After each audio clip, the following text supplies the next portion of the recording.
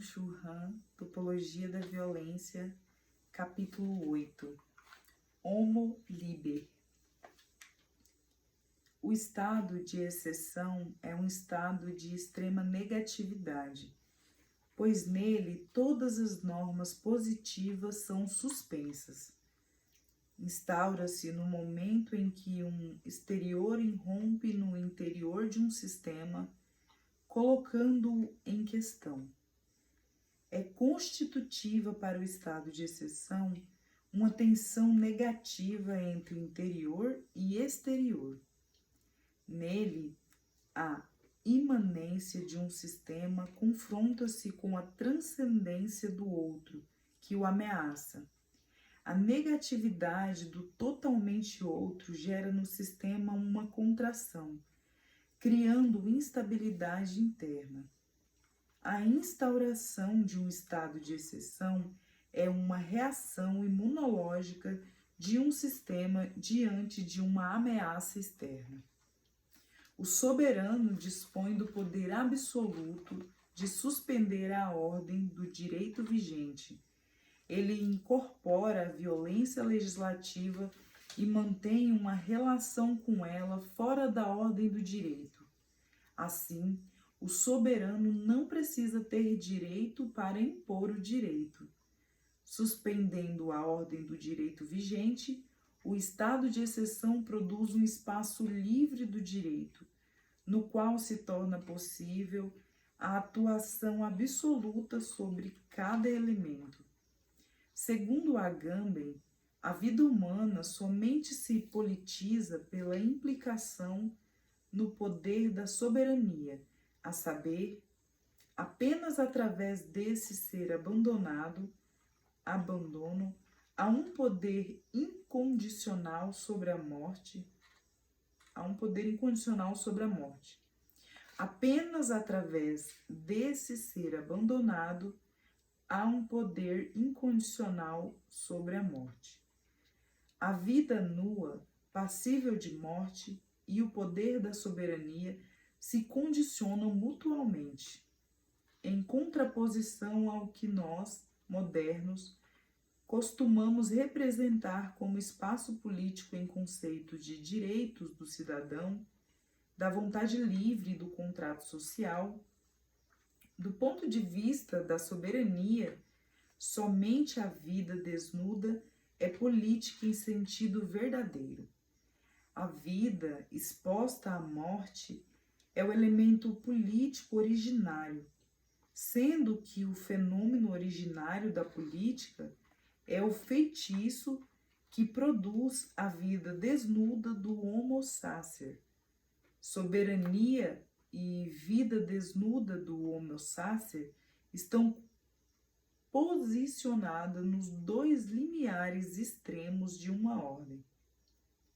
Em frente ao soberano, todos os seres humanos são potencialmente homines sacri.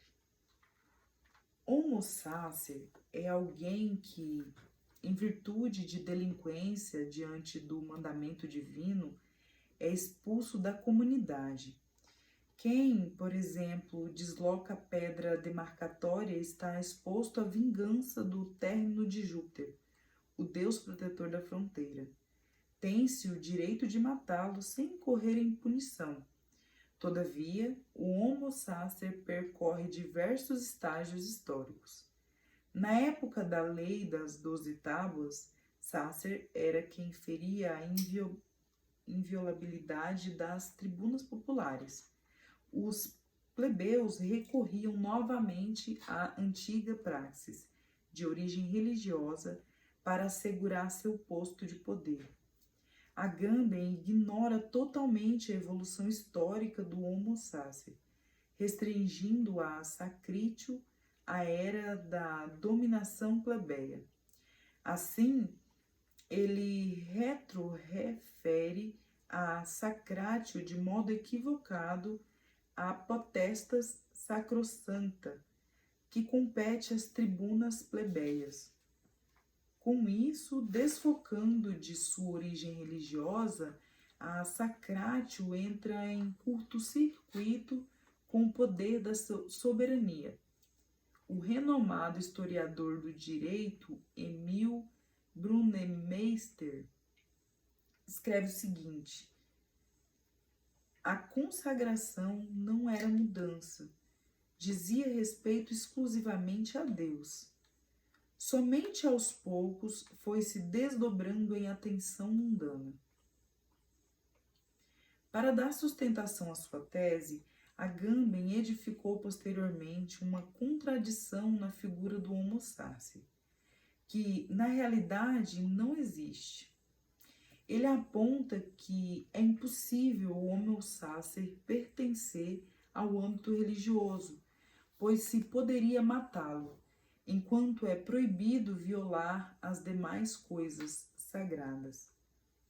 A possibilidade de matar por mão humana não desvincula o Homo sacer do elemento religioso, pois se supõe que a vingança divina possa atingir a qualquer tempo o Homo sacer, mesmo pelo fato de um outro ser humano vir a matá-lo. Aqui, o assassino é visto simplesmente como instrumento da vingança da divindade ferida. Assim, Brunnemeister escreve: a consagração tem como base a fé amplamente testemunhada a nós de que a deidade, ela mesma, tem o direito de castigar o sacrílego quando e como quiser, e que ninguém, nem o Estado, nem algum de seus funcionários ou sacerdotes, nem sequer o cidadão singular, tem o direito de executar essa punição. Nenhum mortal saberia quais caminhos poderia escolher a deidade escolerizada para fazer perecer inapelavelmente a respectiva vítima. Talvez ela impinja o culpado ao suicídio através de todo tipo de tormentos. Talvez ela o faça finar inesperadamente num acidente ou com que ele vá se extenuando lentamente até perecer. Talvez ela coloque a arma mortal na mão de alguma outra pessoa.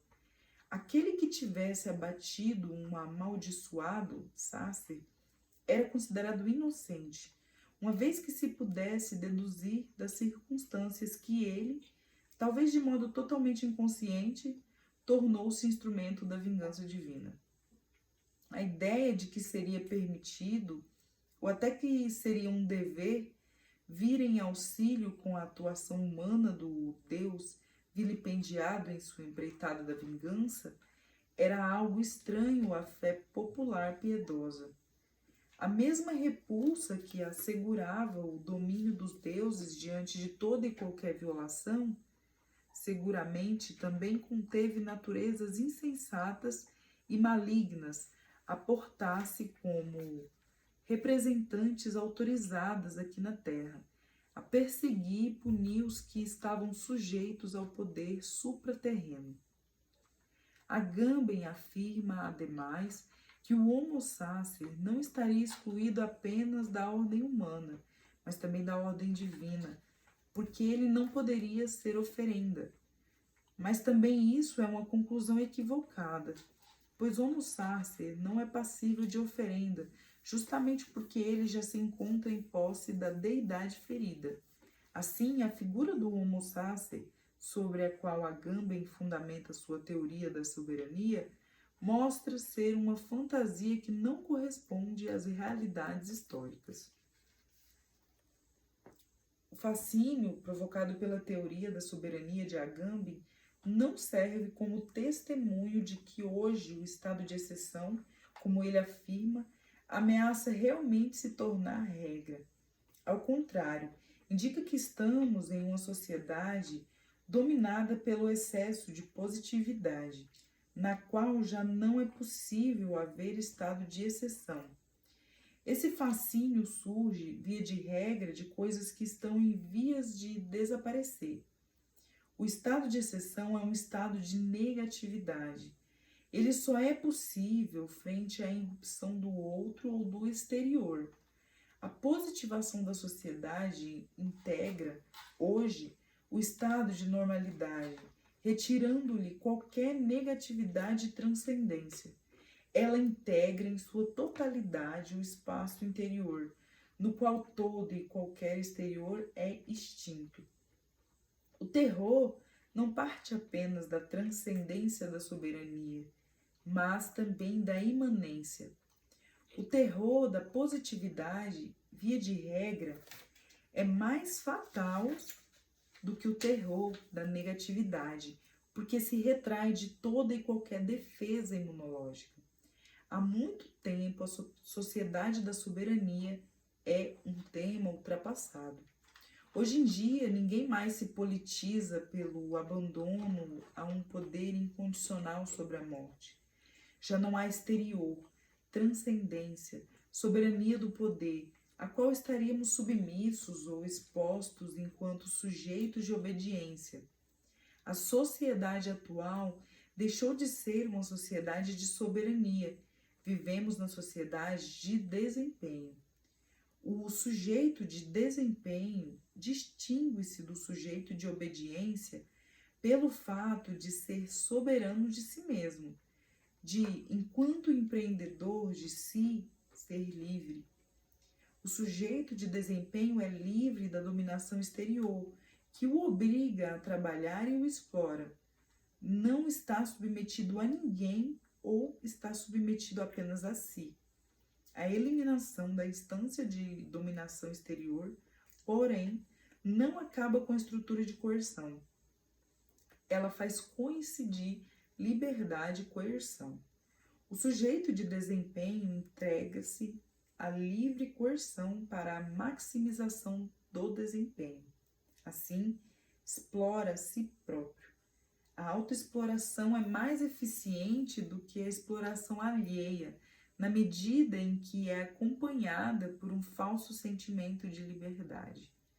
O explorado é, ao mesmo tempo, quem explora. A exploração acontece aqui sem dominação. É isso que perfaz a eficiência da autoexploração. O sistema capitalista transmuta-se da exploração alheia para a autoexploração, do dever para o poder, para acelerar-se, em virtude de sua liberdade paradoxal. O sujeito de desempenho é, ao mesmo tempo, agressor e vítima, senhor e escravo. Liberdade e violência não se distinguem aqui. O sujeito de desempenho, que se apresenta como soberano de si, como homo liber, mostra-se um homo sacer. O soberano da sociedade de desempenho é, ao mesmo tempo, o homo sacer de si mesmo. Em uma lógica paradoxal, na sociedade de desempenho, o soberano e o homo sacer se condicionam mutualmente, mas também são idênticos. E é nisso que está a diferença em relação à teoria da soberania de Agamben. Agamben se mantém preso ao esquema da negatividade. Assim, o agressor e a vítima, o soberano e o homo sacer são claramente distintos um do outro, mesmo do ponto de vista topológico. Soberania e vida desnuda-se do homo sacer, estão nos dois extremos de uma ordem.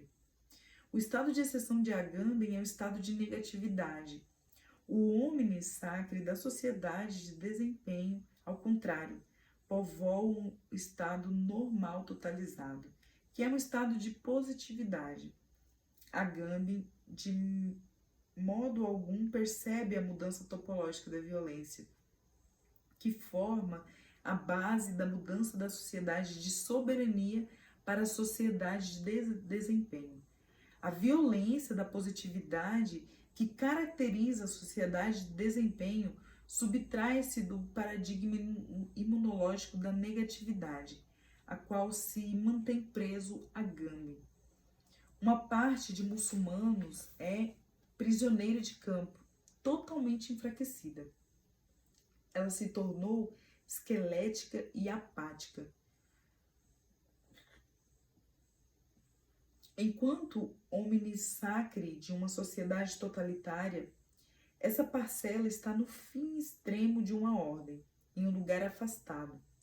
Os sujeitos de desempenho, enquanto hominis sacri pós-modernos, ao contrário, estão no centro de um lugar, no miolo de uma ordem.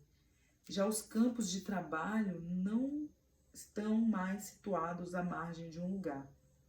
Ao contrário, todo e qualquer sujeito de desempenho leva consigo um campo. Aqui, campo e lugar não se distinguem. O sujeito de desempenho é, ao mesmo tempo, prisioneiro e vigia. Não pode evitar essa violência porque é exercida por si. Nesse sentido, se impõe a suspeita de que o sujeito de desempenho pós-moderno, com seus distúrbios psíquicos como burnout e depressão, seja um muçulmano. A história da violência se locupleta nessa coincidência de agressor e vítima, de senhor e escravo, de liberdade e violência. Quando Agamben percebe que, via de regra, todos nós somos virtualmente hominis sacri, isso se deve ao fato de que estamos sobre o feitiço soberano, expostos a uma mortalidade absoluta. Esse diagnóstico social de Agamben contradiz todos os elementos da sociedade atual, que já não é uma sociedade da soberania. O feitiço que nos transforma em hominis sacri não é o feitiço da soberania, mas o feitiço do desempenho. O sujeito de desempenho que se julga livre, que figura como homo liber, como soberano de si, está sob o encanto desse desempenho e transforma-se em homo sacer. O soberano da sociedade de desempenho, portanto, é o homo sacer de si mesmo. A teoria da depressão de Ehrenberg não percebe a violência sistêmica inerente à sociedade de desempenho. Em grande parte, a origem de suas análises é psicológica, não apresentando nada de econômico ou político. Assim, nas enfermidades psíquicas do sujeito de desempenho, ele não vê as relações da autoexploração capitalista. O que torna alguém depressivo, segundo Ehrenberg, é apenas o imperativo de pertencer apenas a si mesmo. A depressão não passa de expressão patológica do fracasso do homem pós-moderno em tornar-se si mesmo. Ehrenberg equipara-o com o homem soberano de Nietzsche, sem se dar conta de que ele é, ao mesmo tempo, soberano e homo sacer. Para Nietzsche, ele não seria soberano, mas o último homem que, enquanto escravo de si, se autoexplora. Em contraposição à hipótese de Ehrenberg, o homem soberano de Nietzsche é, na realidade, um contramodelo crítico cultural do sujeito de desempenho esgotado, depressivo. Assim, ele figura como um homem do ócio. Para Nietzsche, a contramão desse direcionamento seria um imperativo. A alma forte conserva propriamente a calma, move-se lentamente e sente aversão contra o que é por demais vivaz. Assim falava Zaratustra. Nietzsche escreve: a todos que amam o trabalho bruto e amam a celeridade, a novidade, o estranho, vós vos portais mal, vossa operosidade é fuga e vontade de esquecer a vós mesmos. Se acreditasseis mais na vida, vós vos lançaríeis menos ao momento. Mas para a espera não tendes suficiente conteúdo em vós, e inclusive não atendes para o ócio. Para Agamben, o poder da soberania produz uma esfera na qual se pode matar sem cometer assassinato. A sagrada sacer é a vida que está inserida nessa esfera da soberania.